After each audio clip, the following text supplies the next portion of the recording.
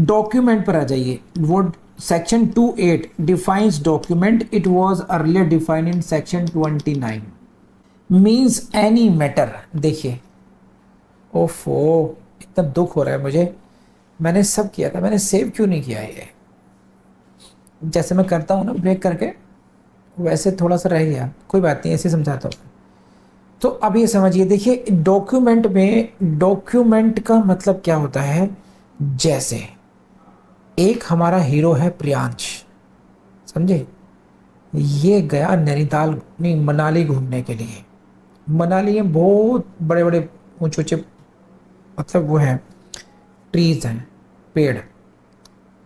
अब वहां पे इसने जो है कुछ बनाया एक पेड़ पर। क्या बनाया? देखिए, ये रहा ट्री, और यहां पर इसने कुरेद कुरेद कर ऐसी एक आकृति बना दी। समझे? समझ रहे हैं आप क्या बनाया है इसने? ये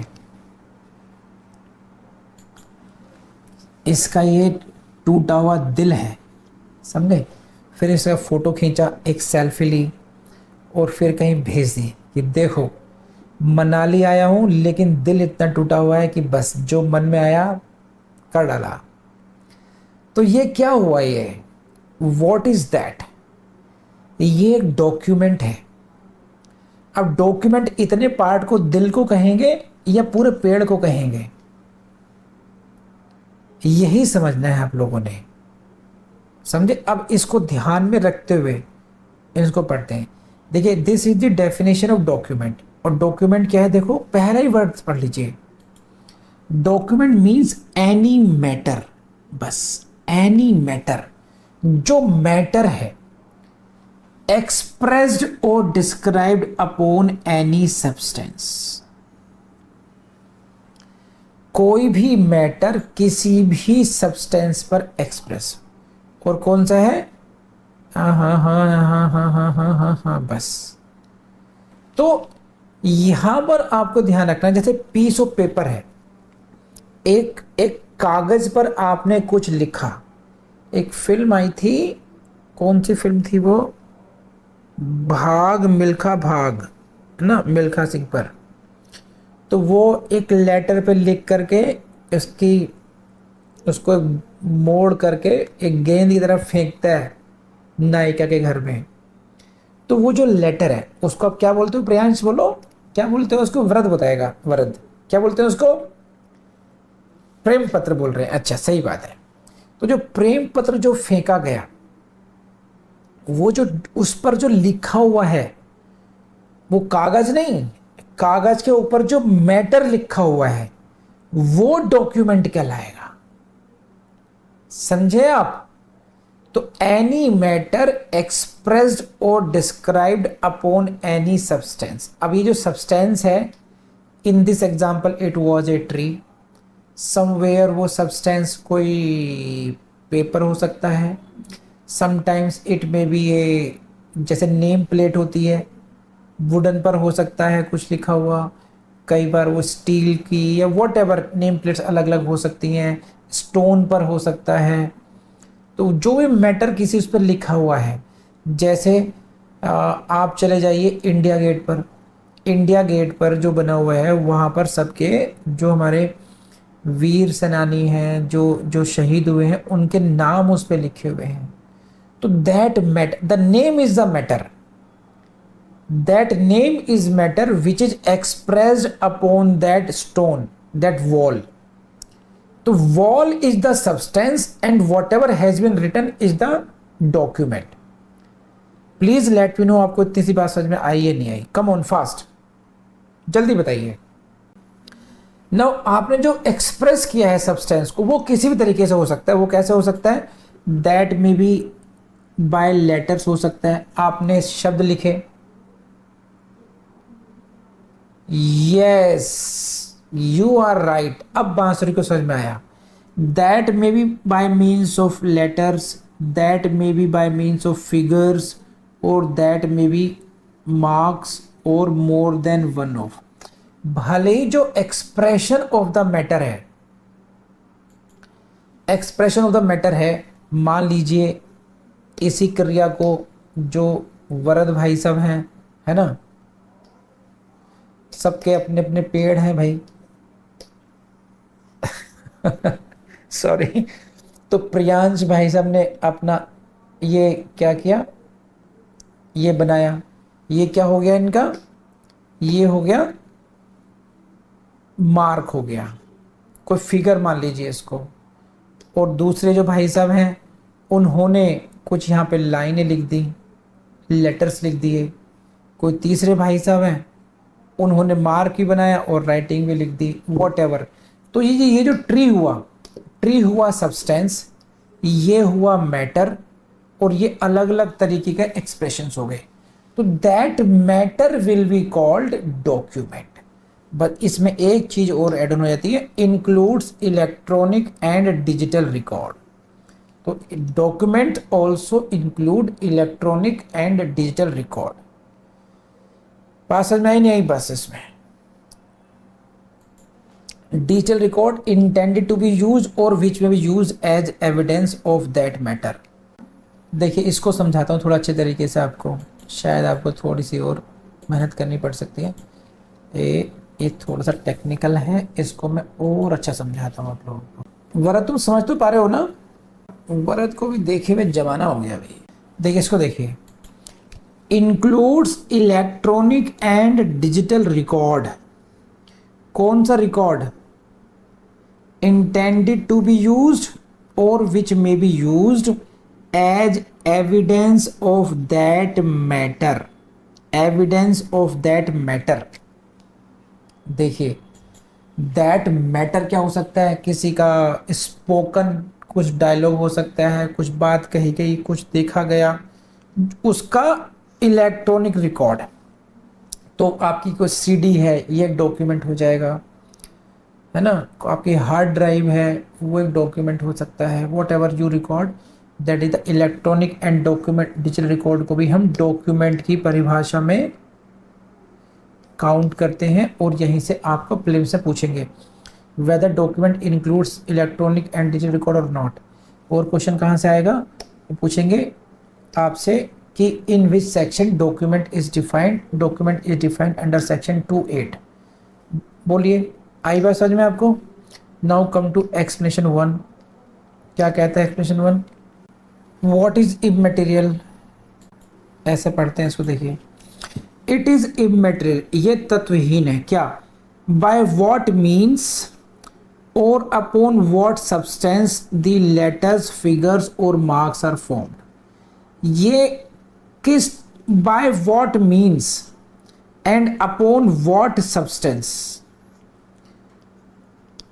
व्हाट मीन्स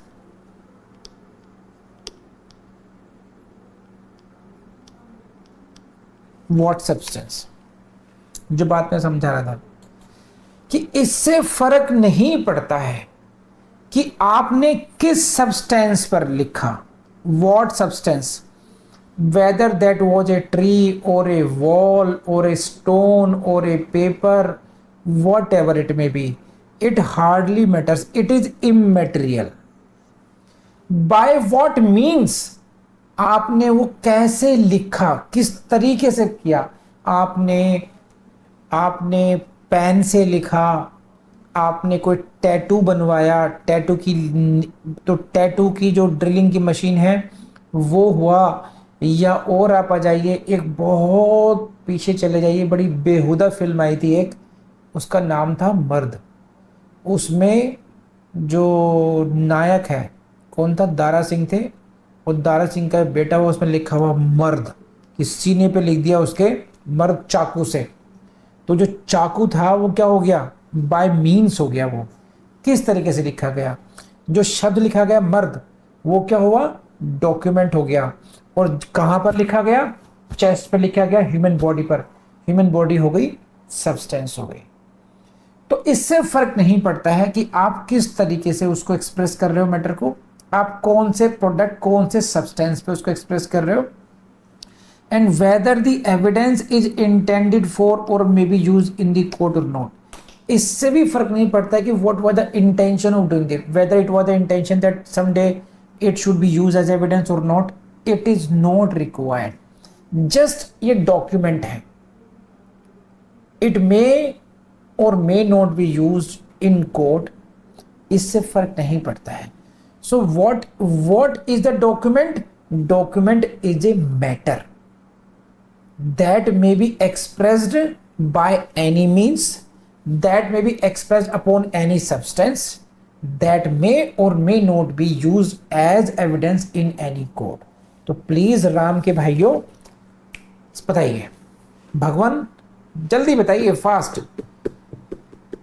आज इंटरव्यू लिए आईजीपी, थक चुका हूं मैं अभी। राजस्थान का आई गया, राजस्थान हमारे प्रियांक नाम का लड़का है, स्टूडेंट है, और उससे तो फाउंडेशन कोर्स का स्टूडेंट है, बहुत अच्छा स्टूडेंट रहा है, लेकिन बहुत ट्रबलिंग टाइम देखा है उस लड़के ने अभी, but now he is going to appear in the interview.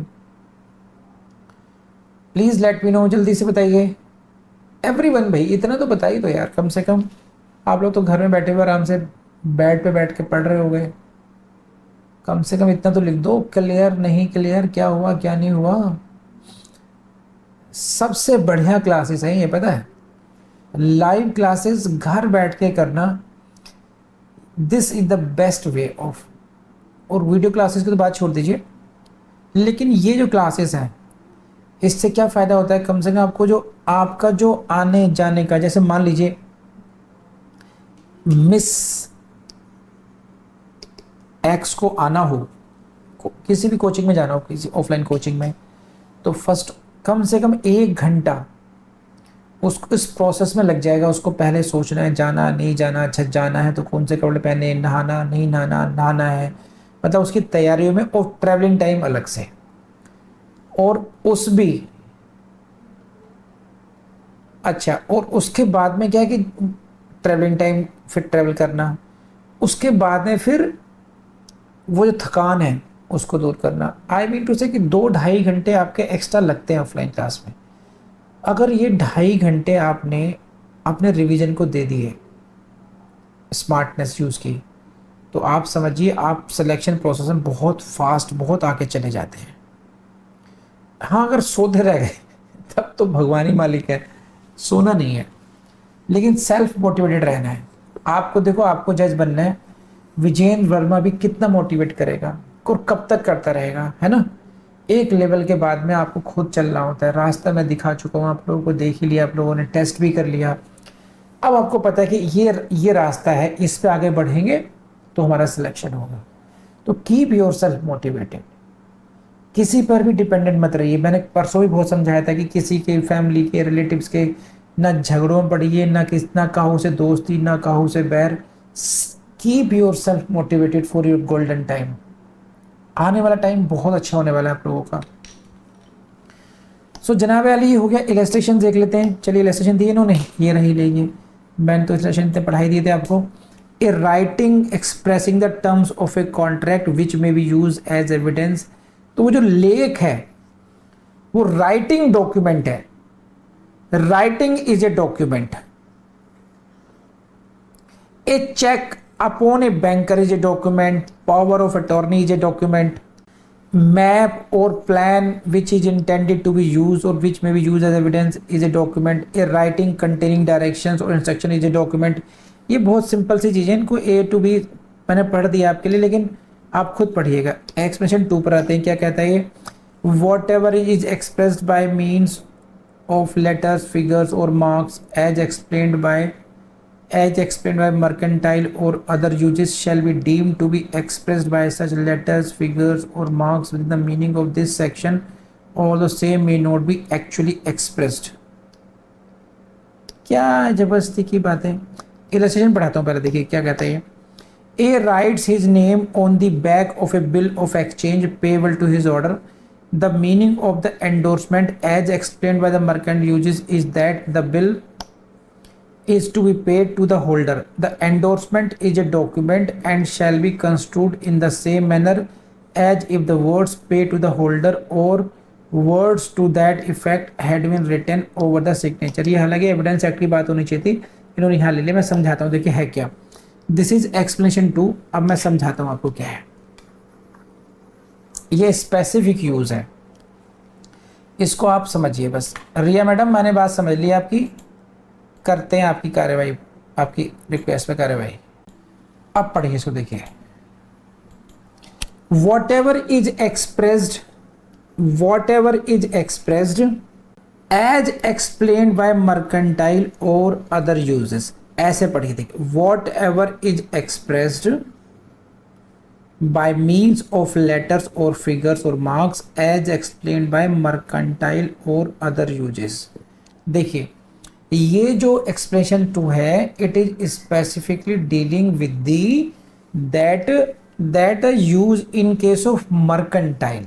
Mercantile मतलब व्यापारिक, उसमें कोई ऐसे समझ लीजिए कि देखिए हर एक प्रोफेशन का, हर एक कम्युनिटी का एक अपना एक कस्टम होता है, यूजेस होते हैं। जैसे आप सब्जी मंडी चले जाइए, या आप डायमंड मार्केट में चले जाइए, या आप खारी बावली दिल्ली में चले जाइए, वहाँ पर एक किराने की होलसेल मंडी है ना। तो उनके अगर वहाँ पर अगर कोई खास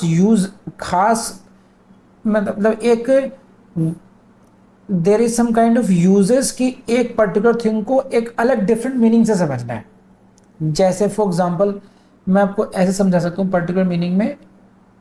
चलिए मर्केंटाइल से हटके सब एक उदाहरण देता हूँ आपको। जैसे दादा, एक वर्ड होता है दादा। बताओ रिया, दादा किसको यूज करते हैं आप? जो बंगाली लोग हैं, दादा क्या किसको बोलते हैं? वो बड़े भाई को बोलते हैं, दादा भाई को बोलते हैं। और यूपी में, इधर यहाँ पर हरियाणा, उत्तराखंड है, दादा किसको बोलते हैं? ग्रैंडफादर को बोलते हैं। तो ये डिफरेंट, एक वर्ड का डिफरेंट यूज हो गया, डिफरेंट रीजंस में हो गया। उसी तरीके से गुजरात में मोटा भाई, बड़ा भाई, वहाँ मोटा भाई बोलते हैं उसको। तो उसी प्रकार से प्रोफेशनल में हो सकते हैं, अलग अलग। सब्जी मंडी में अलग हो सकता है, मछली बाजार में अलग एक मीनिंग्स हो सकते हैं कुछ वो शब्दों के, कुछ यूजेस के। हुंडई, कोई हुंडई कह रहे हैं, कहीं कुछ कह रहे हैं। तो उसी से रिलेशन समझाया। एक शैल बी कि हम प्रिजम्पशन की बात कर रहे हैं यहाँ पर। शैल बी डीम्ड जो शब्द आ रहा है, इसका मतलब है प्रिजम्पशन से है कि अगर किसी मर्केंटाइल और अदर यूजेस में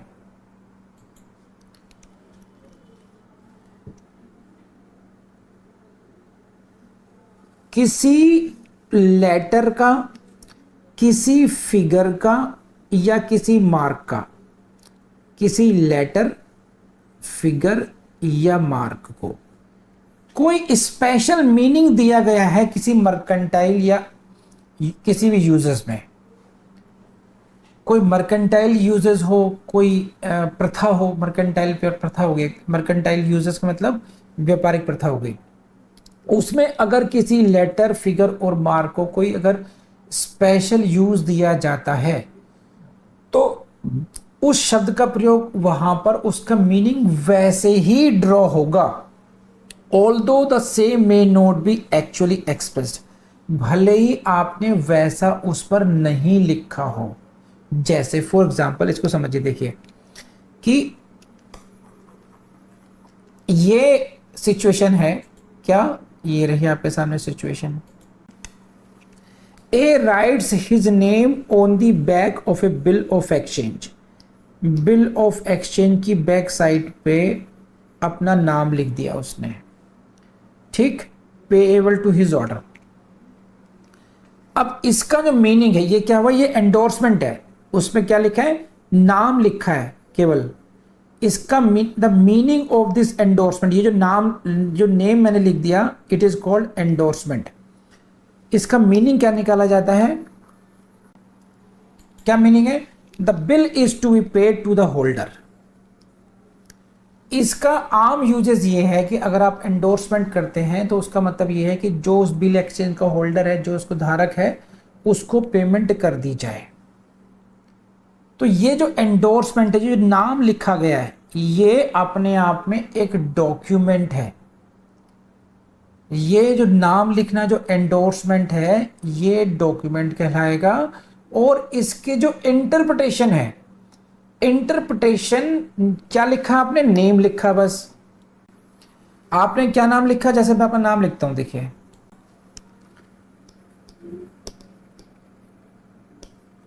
मैंने अपना नाम लिखा, ये क्या कहलाएगा, एंडोर्समेंट।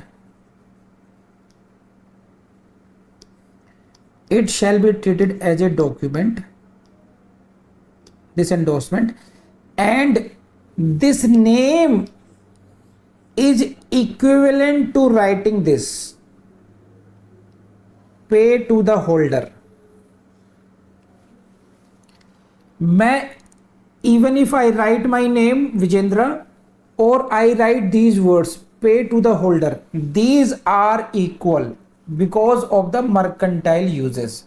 अगर मैंने अपना नाम भी लिखा है तो ऐसा माना जाएगा कि जैसे मैंने क्या लिखा हो, पे टू द होल्डर। क्यों? क्योंकि उस मार्केट में, उस यूजेस में just writing name is considered to be the endorsement and it is equivalent as if I am writing pay to the holder। Are you getting this point or not? तो हालांकि document की definition में सब नहीं आना चाहिए था, इन्होंने इनको लिख दिया, बस बात अलग है। अभी प्लीज लेट मी नो आपको बात समझ में आई या नहीं आई। तो this just name writing anything may be sometimes in it self a document. बस इतना कर लीजिए आज। दोस्तों मुझे पूरी उम्मीद है कि ये वीडियो आपको बहुत पसंद आया होगा। एंड देखिए अपने YouTube चैनल को, आपका अपना YouTube चैनल है विधिशूल एकेडमी, इसकी प्लेलिस्ट को जरूर टाइम देकर के आप देखते रहिए। वी आर कॉन्स्टेंटली अपडेटिंग दोस्त। तो कौन कौन से वीडियोस हम डाल चुके हैं, आपको यकीन मानिए जुडिशरी की कोचिंग के लिए या फिर इस लेवल के किसी भी एग्जाम के लिए आपको कहीं भी जाने की जरूरत नहीं होगी। Thank you very much.